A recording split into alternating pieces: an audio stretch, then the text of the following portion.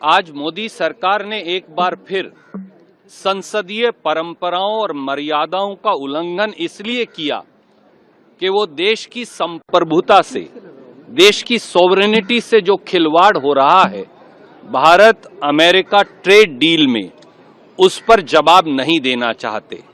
रवायत साफ है, हर बार जब मंत्री सदन में बयान देते हैं तो उनसे सवाल पूछा, क्लैरिफिकेशन की शक्ल में सवाल पूछे जाते हैं, पर लोकसभा में भी राज्यसभा में भी पीयूष गोयल जी आए, एक रटा रटाया कल की तरह पढ़ा, एक जवाब पढ़ा जिसकी हिंदी भी दुरुस्त नहीं है, मेरे साथी संजय सिंह बता रहे थे, और वो पढ़कर भाग गए।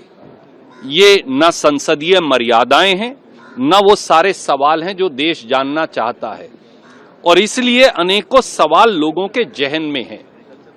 अमेरिका के जो यूएस ट्रेड रिप्रेजेंटेटिव हैं और वॉशिंगटन में व्हाइट हाउस की जो प्रेस सेक्रेटरी हैं, दोनों ने आज सुबह और कल रात को स्पष्ट बयान दिया कि इस पूरे द्विपक्षीय समझौते के स्पेसिफिक्स और डिटेल्स यूएस ट्रेड रिप्रेजेंटेटिव के पास हैं। पीयूष गोयल जी, आदरणीय मोदी जी, आप बताइए, अगर अमेरिका के यूएस ट्रेड रिप्रेजेंटेटिव के पास वो स्पेसिफिक और डिटेल्स हैं तो हिंदुस्तान की संसद और हिंदुस्तान के लोगों को वो क्यों नहीं बताए जा रहे? सवाल बड़े सीधा सीधा है। इसके साथ साथ कुछ चुनिंदा सवाल और भी उठते हैं। ये साफ तौर से यूएस ट्रेड रिप्रेजेंटेटिव ने कहा कि भारत जो प्रोडक्ट्स अमेरिका को भेजेगा उस पर 18% टैरिफ लगेगा, पर अमेरिका जो प्रोडक्ट्स भारत को भेजेगा उस पर 0% टैरिफ लगेगा।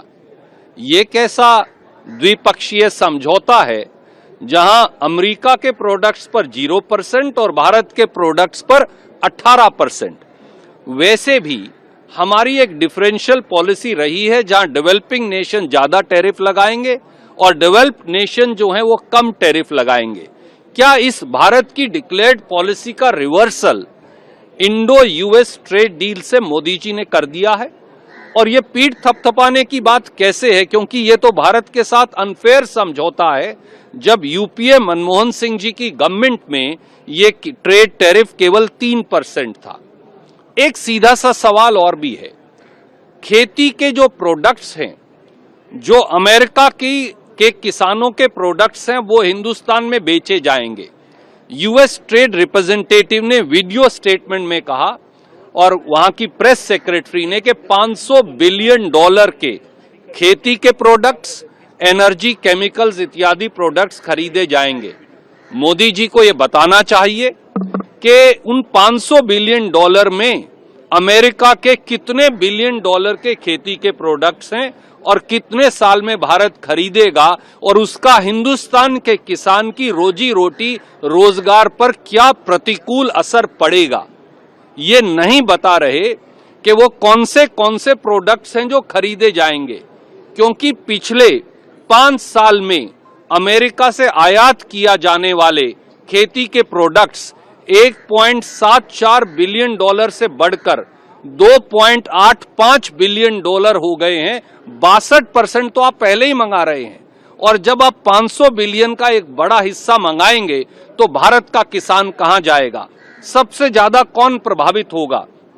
कपास पैदा करने वाला किसान, सोयाबीन पैदा करने वाला मध्य प्रदेश, महाराष्ट्र, पंजाब, हरियाणा का किसान कौन प्रभावित होगा? बिहार का किसान कौन प्रभावित होगा?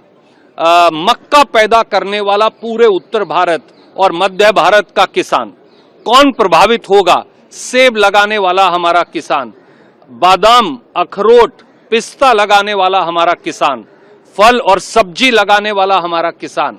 और एक आखिरी बात, क्यों नहीं बता रहे?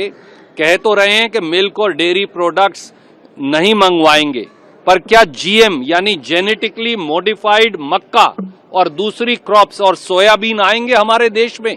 क्योंकि इससे हमारे सीड की प्योरिटी डिस्ट्रॉय हो जाएगी और किसान की आय डिस्ट्रॉय हो जाएगी। और क्या वो ये नहीं जानते कि दूध और मिल्क प्रोडक्ट्स जो अमेरिका के हैं उस पे हमारा सांस्कृतिक धार्मिक ऐतराज रहा है, क्योंकि वहां के जो मवेशी हैं, गायें और दूसरे मवेशी, उनको कैटल फीड, मांस और दूसरी चीजें फीड की जाती हैं, इसलिए वो कभी हिंदुस्तान की सर्टिफिकेशन को पूरा नहीं करते।